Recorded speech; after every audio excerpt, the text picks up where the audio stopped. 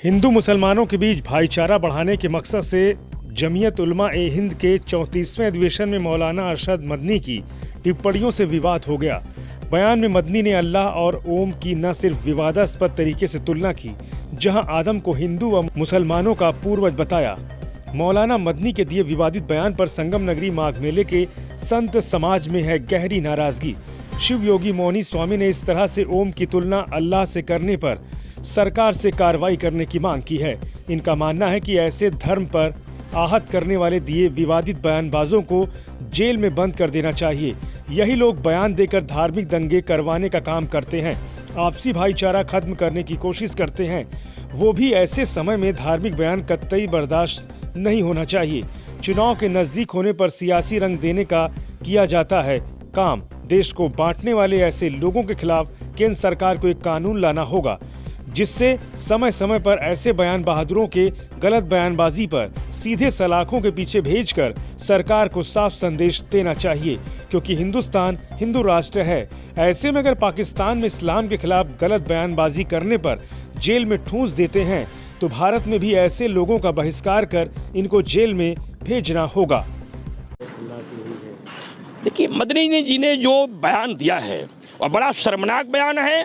देश में एक उपद्रव फैलाने वाला बयान है, सांप्रदायिक दंगा फैलाने वाला बयान है और कहीं न कहीं से देश में एक विद्रोह की स्थिति पैदा करने वाला बयान है। राजनीतिक समय में, राजनीतिक चुनाव के समय जिस तरीके की बयानबाजियां नेताओं ने शुरू की है, इस तरीके से लगता है कि देश में एक विस्फोटक स्थिति पैदा करने की स्थिति हो रही है। गंगा जमुना तहरीक के लिए जाने जाने वाले भारतवर्ष को बांटने का प्रयास हो रहा है, क्योंकि अपने धर्म का प्रचार करना और दूसरे धर्म का अपमान करना कहीं न कहीं से एक बहुत बड़ी साजिश है। क्योंकि ओमेद का अक्षर ब्रह्म, ओम की उत्पत्ति, ओम से ही सारी उत्पत्तियां होती हैं।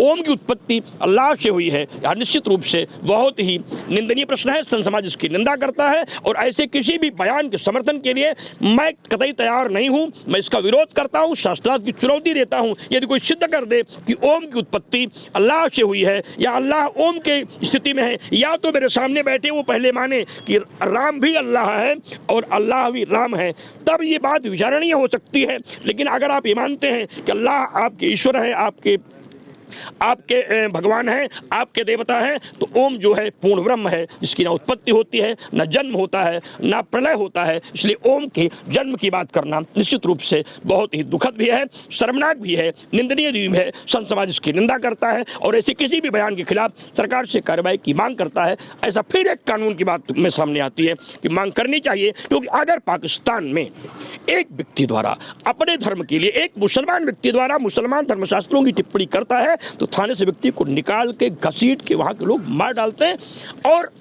ऐसी स्थिति बनती है। आज पेपर में मैंने पढ़ा है, अपने यहाँ के समाचार पत्रों में, पाकिस्तान के समाचार पत्रों में, अगर हमारी सरकार ऐसे ही मौन रही, ऐसे ही वोट के भिखमंगे लोग समय समय पर जाति के नाम पर, धर्म के नाम पर, संप्रदाय के नाम पर, व्यवस्था के नाम पर, कुर्सियों के नाम पर, सांप्रदायिक दंगे फैलाने के नाम पर बयानबाजी करते रहेंगे, सुर्खियों में आने के लिए, हमें लगता है मोदी जी को राज्यसभा लोकसभा जाने की इच्छा जग गई होगी। इसलिए ऐसा बयान दे करके उन धर्म विरोधियों की पार्टी के नज़दीक बनना चाहते हैं जो देश का विरोध करते हैं। कतई देश को हम लोग बंटने नहीं देंगे, टूटने नहीं देंगे। जातियों के आधार पर भारत का विध्वंसीकरण संभव नहीं होगा। नया मुगलिस्तान हिंदुस्तान में नहीं बनने दूंगा। इसलिए संत समाज प्रतिज्ञा के साथ आज से संकल्प लेता है, ऐसे लोगों के खिलाफ एक मुहिम चलाई जाएगी। देश न बंटने देंगे, देश न टूटने देंगे, धर्म विरोधियों को हर कदम पे रोकेंगे और उन्हें आगे नहीं बढ़ने देंगे।